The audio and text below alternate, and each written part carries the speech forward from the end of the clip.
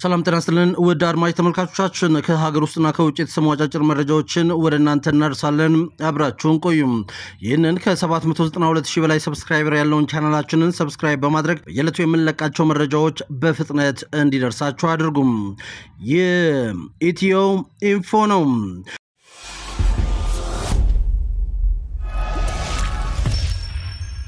እንደተለመደው ከሀገር ውስጥ በተገኙ አጫጭር መረጃዎች እንጀምራለን እየተከታተላችሁን አብራችሁ እንድትቆዩ በድጋሚ ጋበዝን በማህበራዊ ሚዲያ ራሱን ማስተር ጸጋዬ መንገሻ ብሎ የሚጠራው አንድ ግለሰብ የሀገር መከላከያ ሰራዊት የደንብ ልብስ ለብሶ በኢትዮጵያ ኦርቶዶክስ ተዋሕዶ ቤተክርስቲያን የማህበራዊ ሚዲያ አገልጋይ ላይ ዛቻ የያዘ ቪዲዮ ማሰራጨቱን ተከትሎ ግለሰቡ በህግ እንዲጠየቅ ጥሪ ቀረበ ድርጊቱ የሰራዊት ዩኒፎርም ለግል ዓላማ ስለመጠቀም ከባድ ጥያቄዎችን አስነስቷል በቪዲዮ ላይ ግለሰቡ ጋዜጠኛ ነጋሽ በዳዳ የተባለውን የማህበራዊ ሚዲያ አገልጋይ በቀጥታ የጠቀሰ ፈንጅ ወረዳ ላይ ነህ በአይናችን ስር ነህና እረፍ የሚሉ የማስፈራሪያ ቃላትን ሲናገር ተሰምቷል ቪዲዮ በማህበራዊ ሚዲያ ከተሰራጨ ከጥቂት ሰዓታት በኋላ ከገጹ ላይ መወገዱም ታውቋል ይህ ድርጊት የመንግስት የጸጥታ አካል የሆነውን የመከላከያ ሰራዊት ዩኒፎርምን የግል እምነትና አቋምን ለማራመድ እንዲሁም በሌላ ወገን ላይ ስለ ልቦናዊ ጥቃት ለመሰንዘር እንደዋላ የሚያሳይ ነው በሚል ትችትም እየቀረበበት ይገኛል የሀገር መከላከያ ዩኒፎርም ከማንኛውም የግልና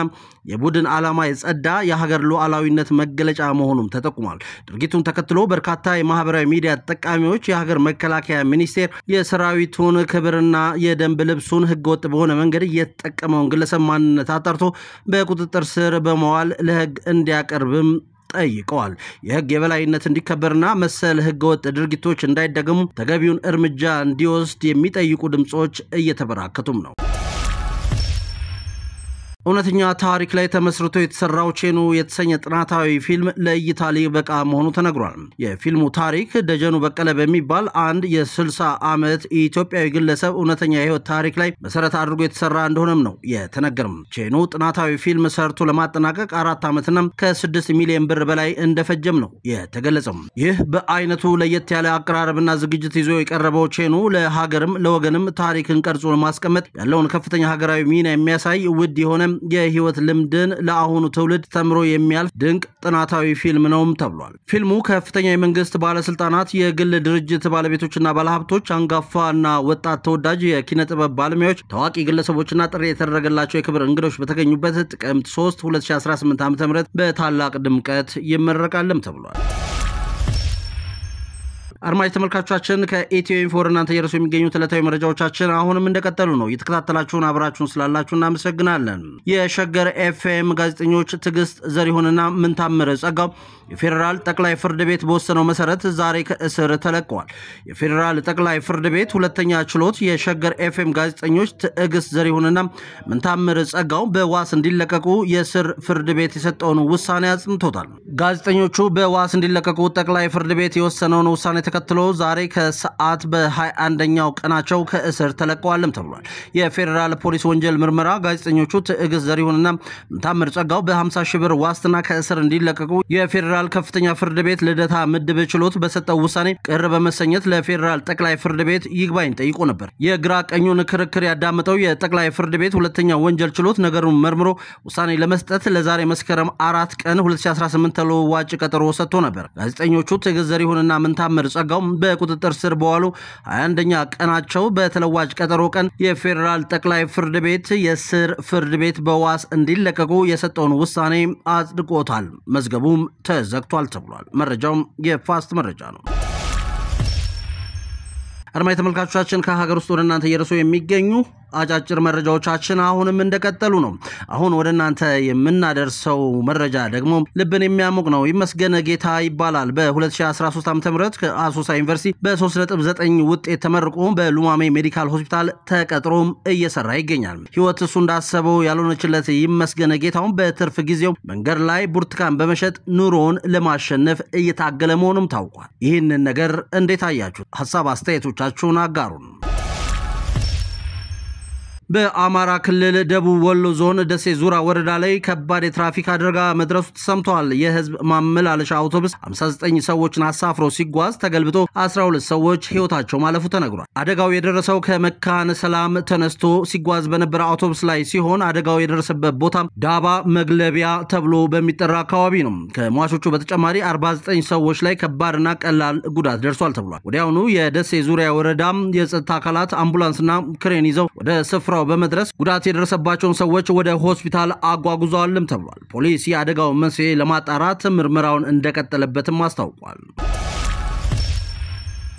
አርማይ ተመልካቾቻችን ከሀገር ውስጥ የመጨረሻ ወዳረግነው መረጃችን ልውሰዳችሁ። አትሌት ሸዋረጋ አለነ አማረም ለልምምድ ወደ ኢትዮጵያ በመጣችበት ህይወቷ ማለፉ ተሰምቷል። አትሌቷም ትላንት በአዲስ አበባ ዙሪያ በልምምድ ላይ ያለች ነው የድካም ስሜት ተሰምቷት ወደ ሆስፒታል የተወሰደችው። ነገር ግን ህይወቷን ማትረፍ አልተቻለም ተብሏል። ኑሮዋን በሜክሲኮ ያደረገችው አትሌቷ የ2025 የስዊድን ስቶክሆልም ማራቶን አሸናፊ ስትሆን ለልምምድ አዲስ አበባ መጣ ነው ህይወቷ እንዳለፈ የተነገረው። አትሌቷ የቀድሞ አትሌት አለነ አማረ ልጅ ስትሆን የቀድሞ አትሌት አለነ አማረ ደግሞ ኑሮን በአሜሪካ ኒውዮርክ አደረገ ከ25 ዓመታት በላይ ሆኖታል። መረጃው የኢትዮ ራነርስ ነው።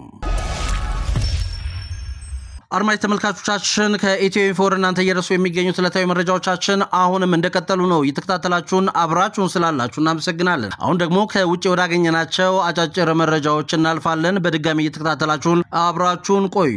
መንገድ ክፈቱ እንጂ ሲሉ ለአሜሪካው ፕሬዝዳንት ዶናልድ ትራምፕ የደወሉት የፈረንሳይ ፕሬዝዳንት ኢማኑኤል ማክሮን ጉዳይ እያነጋገረ ነው። የፈረንሳይ ፕሬዝዳንት ኢማኑኤል ማክሮን በተባበሩት መንግስታት ድርጅት ጠቅላላ ጉባኤ ለመሳተፍ በአሜሪካ ኒውዮርክ ተገኝተው ነበር። ማክሮን ታዲያ ስብሰባ አድርገው ሲወጡ መንገድ ተዘጋግቶ ጠበቃቸው። ምክንያቱ ደግሞ የአሜሪካው ፕሬዝዳንት ዶናልድ ትራምፕ መኪና እስኪያልፍ ነበር። ማክሮን ምንድነው ብለው ሲጠይቁም ዶናልድ ትራምፕ ሊያልፉ ስለሆነ ነው ይባላሉ። እርሳቸውም በነገሩ ሳይበሳጩ ወደ ትራምፕ ስልክ ደውለው መንገድ ክፈቱልን እንጂ ብለው ተቀላልደዋል። በሞተረኞች መንገዳቸው በመዘጋቱ ለግማሽ ሰዓት ያክል በእግራቸው ተጉዟልም ተብሏል። ከመንገደኞች ጋርም ፎቶ ሲነሱ ማምሸታቸውን ዘ ጋርዲያን ነው የዘገበው። አርማይ ተመልካቾቻችን ከኢትዮ ኢንፎ እናንተ እየደረሱ የሚገኙ ስለታዊ መረጃዎቻችን አሁንም ወደ እናንተ መድረሳቸው እንደቀጠሉ ነው። የውጪ አጫጭር መረጃዎችን ወደ እናንተ ማድረሳችንን እንቀጥላለን። የፕሬዝዳንት ዶናልድ ትራምፕ አስተዳደር በእርግዝና ወቅት የአሴታሚኖፊን ወይም ታይለኖል አጠቃቀም ከኦቲዝም ጋር ሊያያዝ ይችላል ሲል አዲስ ማስጠንቀቂያ አውጥቷል። የሕክምና ባለሙያዎችና ሳይንቲስቶች ግን ይህንን መግለጫ በጠንካራ ሳይንሳዊ ማስረጃ ያልተደገፈና ለነፍሰ ጡር እናቶች አደገኛ ሊሆን የሚችል ነው ሲሉ በጽኑ ተቃውሞ ፕሬዝዳንት ትራምፕ ታይለኖል መውሰድ ጥሩ አይደለም ሲሉ በቀጥታ የተናገሩ ሲሆን የምግብና መድኃኒት አስተዳደር FDA ደግሞ ሴቶች መድኃኒቱን በሕክምና ካልተገደዱ በስተቀር አጠቃቀሙን እንዲገድቡ መክሯል። በአንጻሩ እንደ የአሜሪካ የጽንስ ማህፀን ሐኪሞች ኮሌጅ ያሉ ዋና የሕክምና ተቋማት በታይለኖል እና በኦቲዝም መካከል ቀጥተኛ ግንኙነት የሚያረጋግጥ ግልጽ ማስረጃ እንደሌለም ተናግረዋል። ባለሙያዎች እንደሚሉት ከሆነ ታይለኖል ለእርጉዝ ሴቶች ህመምና ትኩሳት ለማከም በጣም አስተማማኝና አማራጭ ነው ብሏል። ከፍተኛ ትኩሳት ያለ ህክምና መተው ለጽንሱ የበለጠ አደገኛ መሆኑንና እናቶች እንደ አስፕሪን ያሉ አደገኛ አማራጮችን እንዳይጠቀሙ ስጋታቸውንም ገልጸዋል። ታይለኖል አምራች የሆነው ኬንቪዩም ክሱን አስተማማኝ ሳይንስን መሰረት ያላደረገ ሲል ውድቅ አድርጎታል። ጉዳዩ በሳይንሳዊ ማህበረሰብ ዘንድ አሁንም የክርክር መስክ እንደሆነ ቢገለጽም አብዛኛው ጠንካራ ጥናቶች ግን ምንም አይነት ግንኙነት አላገኙም ብሏል። መረጃው የቢቢሲ ነው።